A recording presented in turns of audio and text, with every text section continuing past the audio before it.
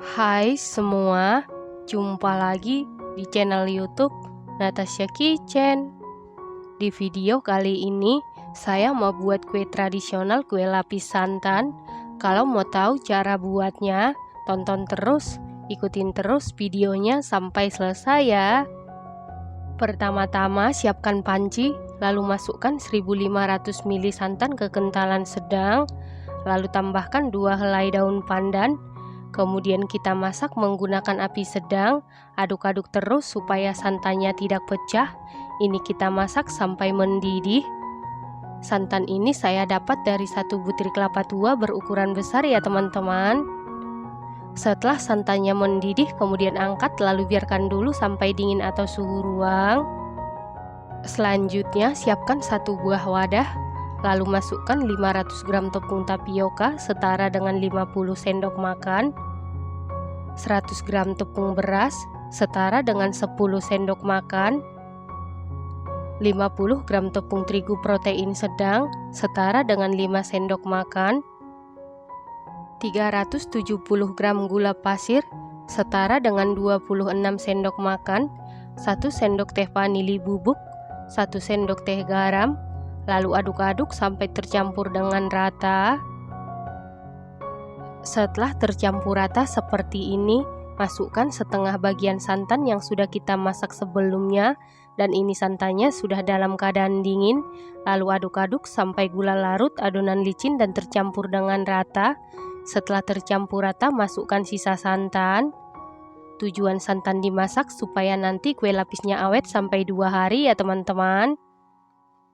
Setelah seluruh santan masuk dan tercampur rata seperti ini, selanjutnya siapkan 2 sendok teh pemutih makanan, lalu larutkan dengan sedikit adonan. Kemudian aduk-aduk sampai pemutih makanannya larut. Setelah pemutih makanannya larut, lalu masukkan ke dalam adonan dengan cara disaring. Lalu aduk-aduk sampai tercampur dengan rata. Pemutih makanan yang saya gunakan merek kupu-kupu dan saya beli di toko bahan kue.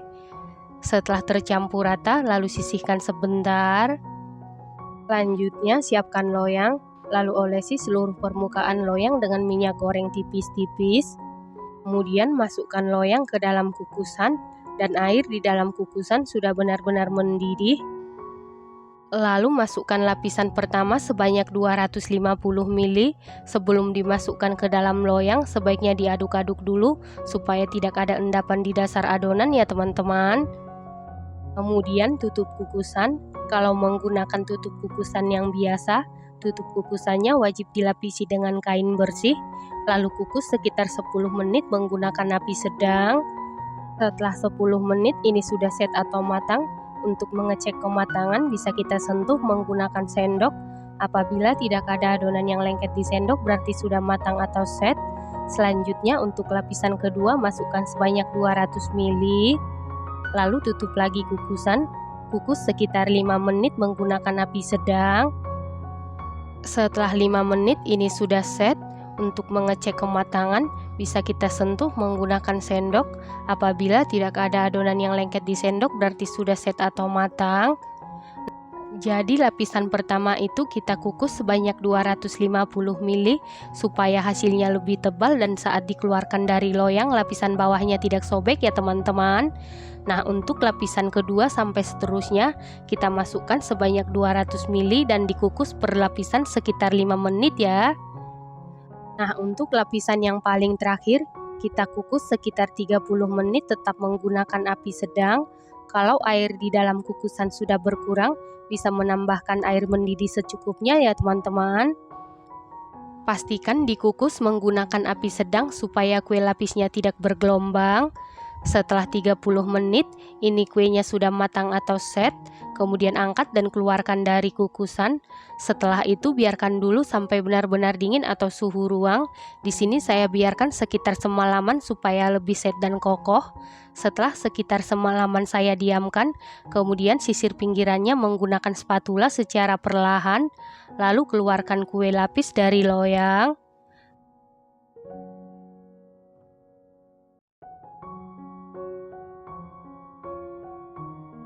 Selanjutnya potong-potong sesuai selera.